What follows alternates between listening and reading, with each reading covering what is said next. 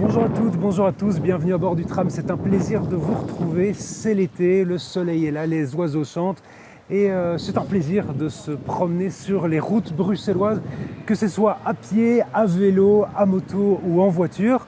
D'autant que les traditionnels asphaltages de printemps ont lieu. Regardez la route derrière moi ici à Etterbeek est une véritable petite piste de bowling. C'est comme ça ici, mais ce n'est pas le cas partout en région bruxelloise. En 2021, par exemple, il y a eu 250 demandes d'indemnisation à Bruxelles Mobilité pour des voiries qui étaient en mauvais état et donc des dégâts sur des véhicules. Est-ce que globalement, les voiries bruxelloises sont en bon ou en mauvais état? On en parle tout de suite, juste après ça.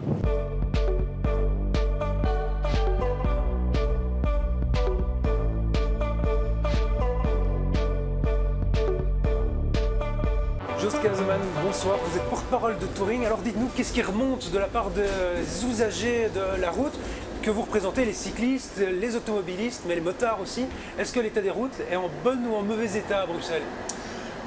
L'état des routes, c'est un des grands classiques sur lesquels on reçoit des questions, des plaintes, des recommandations, etc. Mais il faut aussi dire qu'il y en a de moins en moins. Il y a plusieurs raisons pour ça, je pense. Il y a effectivement eu d'énormes investissements dans l'amélioration de la voirie. Il y a aussi le fait que les voitures sont devenues confortables et aussi le fait qu'on roule moins vite. Donc avec la zone 30, les nids de poules, etc., ça passe un peu moins fortement. Donc ce sont les raisons, je pense, pourquoi on a moins de plaintes sur l'état de route, même si elles ne sont pas toutes en bon état, ça c'est clair. Est-ce que les messages qui vous parviennent sont différents, je suppose, en fonction des usagers?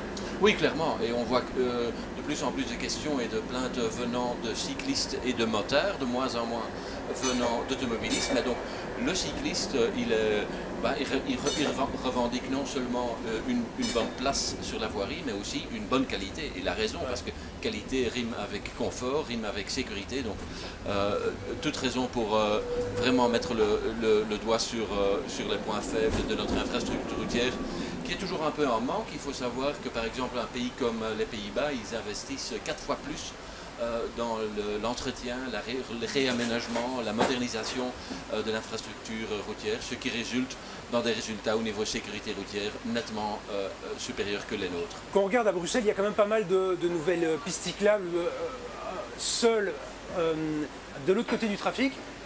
Ça permet quand même d'avoir des pistes cyclables assez agréables pour les cyclistes. Oui, tout à fait, et c'est toujours un peu chercher comment est-ce qu'on fait, à qui donne quelle place, etc. J'ai vu énormément de progrès, ça fait presque 30 ans que je fais du vélo à Bruxelles pour arriver au boulot, donc j'ai vraiment vu cette évolution, et elle est très positive, mais on n'y est pas. Et je constate quand même que beaucoup d'aménagements, c'est vraiment du patchwork. Ouais. On se prend un kilomètre, on fait une rénovation de 300 mètres de route, mais puis après, on retombe dans le flou, je dirais. Ouais. Et ça, c'est un petit peu aussi la transition dans laquelle on est. Il n'y avait pas beaucoup de pistes cyclables, mais maintenant on est en train de construire. Il y en aura plus. C'est peut-être un peu une transition plutôt que quelque chose de plus structurel. Oui, mais je pense que parfois on se contente de créer des pistes cyclables sans vraiment regarder est-ce qu'elles sont qualitatives, est-ce que la coordination entre les différentes zones, est-ce qu'elle est bonne, est-ce qu'elle est bien visible et lisible, est-ce qu'elle est facile en utilisation, je dirais presque, parce que c'est la lisibilité de la route, aussi bien pour les cyclistes, pour les moteurs que pour les automobilistes, qui fait aussi le confort et la sécurité. Je suppose que c'est différent en fonction des saisons, bien sûr. Oui, clairement. Après l'hiver, on constate clairement une dégradation de la qualité du revêtement. Énormément de questions nous reviennent, énormément de gens qui veulent s'informer comment est-ce que je peux signaler un problème dans ma rue. Il y a très peu de gens qui savent comment s'y prendre, comment vraiment signaler un problème. Aussi, au moment qu'ils ont eu par exemple une chute en vélo ou une jante cassée. Comment il faut faire justement quand on a une voiture, on a un accident à cause d'un nid de poule par exemple? Qu'est-ce qu'il faut faire? Quel est votre conseil, vous, en tant que touring? Tout d'abord, faire des photos et bien documenter ce qui s'est passé. Et c'est toujours essayer de prouver la causalité entre quelque chose de défectueux dans le revêtement du sol par exemple, et un petit accident qu'on a eu ou une casse qu'on a eue. Donc ça c'est une première difficulté. Puis définir, est-ce que c'est une route qui appartient à la ville ou est-ce que c'est plutôt la région. Donc c'est tout un travail. C'est un peu le parcours du combattant pour arriver à vraiment bien cerner ce qu'il faut faire pour... C'est là que la réalité institutionnelle bruxelloise nous rattrape. Elle est compliquée, c'est vrai. En 2021, il y avait plus de demandes, mais les montants d'indemnisation, je voyais, étaient moindres. Donc il y avait plus de demandes d'indemnisation, mais il y avait les montants qui étaient donnés étaient plus faibles par Bruxelles Mobilité. Oui, Bruxelles Mobilité a fait d'énormes efforts pour vraiment bien communiquer sur le fait comment s'y prendre au moment qu'on constate un dégât, qu'on constate une situation qui est inacceptable. Donc ils font beaucoup de communication et apparemment ça a quand même incité pas mal de gens à aller sur le site de Bruxelles Mobilité, à aller sur le site de la ville et d'introduire un petit dossier.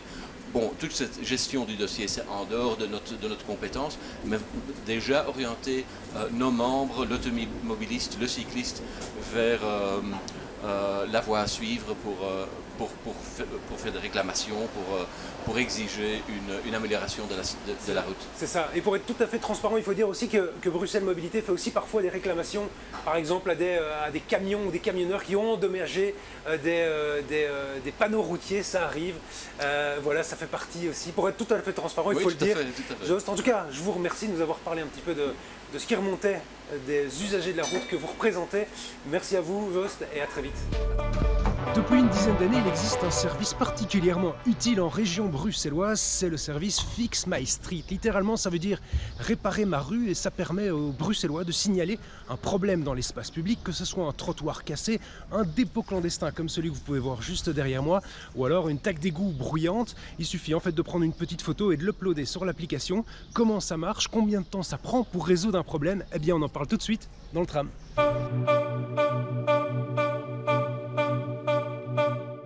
Michael Timmermans, bonsoir. Vous êtes responsable de l'application Fix My Street. Expliquez-moi ce que c'est cette application selon vos mots. Alors Fix My Street, je dirais que c'est le meilleur moyen d'améliorer son quartier ou son environnement de vie. En fait, c'est une application et un site internet qui permettent aux citoyens et aux professionnels de signaler des incidents, des possibilités d'amélioration dans l'espace public. Qui peut demander? N'importe qui? N'importe qui, un citoyen. L'application est gratuite, on la télécharge sur l'App Store, Google Play, et on peut l'utiliser, c'est très rapide. En 3 minutes, un signalement, c'est fait. C'est quel type d'incident? Alors il y a un peu de tout, ça grandit en permanence. À l'origine, c'était surtout des problèmes de voirie, d'infrastructure, des nids de poules par exemple. Et en 2017, on a ajouté par exemple les problèmes de propreté publique. Et donc ça s'étend, il y a des problèmes de plantation, etc. La signalisation aussi est utilisée assez fort dans Fix My Street. C'est pas quelque chose qui a débarqué en Belgique, enfin qui est né en Belgique, ça débarque d'ailleurs. C'est ça. À l'origine, enfin l'idée originale vient d'une société britannique, My Society's Fix My Street. Ouais. Et puis ça s'est répandu un peu partout dans le monde et au CIRV, au Centre d'informatique pour la région bruxelloise, on a décidé d'utiliser le code open source de Fix My Street Canada. Ensuite, on l'a complètement réécrit pour s'adapter à la réalité institutionnelle bruxelloise. Et alors comment ça se passe? Est-ce qu'il y a un opérateur qui dispatche un petit peu quand on reçoit une plainte, quand vous recevez une plainte? Est-ce qu'il y a un opérateur qui est derrière ou alors comment ça se fait? En fait, quand le citoyen appuie sur le bouton envoyer pour signaler l'incident qu'il a remarqué dans l'espace public, ça part dans un dispatching automatique et on arrive au plus près de la personne qui doit gérer concrètement l'incident sur la voie publique. Et donc c'est vraiment automatisé, mais il y a évidemment toujours un gestionnaire derrière après qui doit traiter le problème.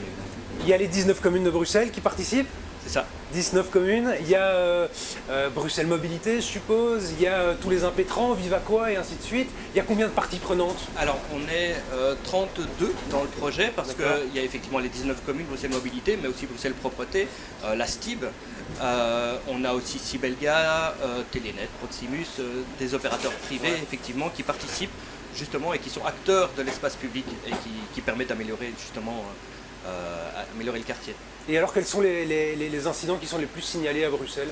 Alors depuis 2017, ce sont les incidents de propreté publique qui représentent un peu plus d'un incident sur deux. C'est beaucoup quand même. C'est beaucoup, ouais. Mais effectivement c'est des problèmes de dépôts clandestins par exemple, ou des sacs qui sont sortis en dehors des heures, etc.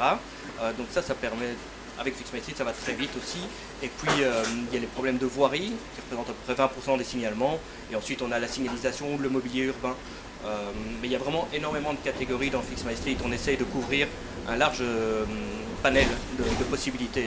Si moi je signale un incident au coin de ma rue, ça met combien de temps? Prenons un dépôt clandestin par exemple, ça prend combien de temps? Alors un dépôt clandestin c'est assez peu, mais on est vraiment dans des types d'incidents très différents. Mais on remarque qu'en 5 ans, on est passé de 150 jours pour régler un problème à 23 jours.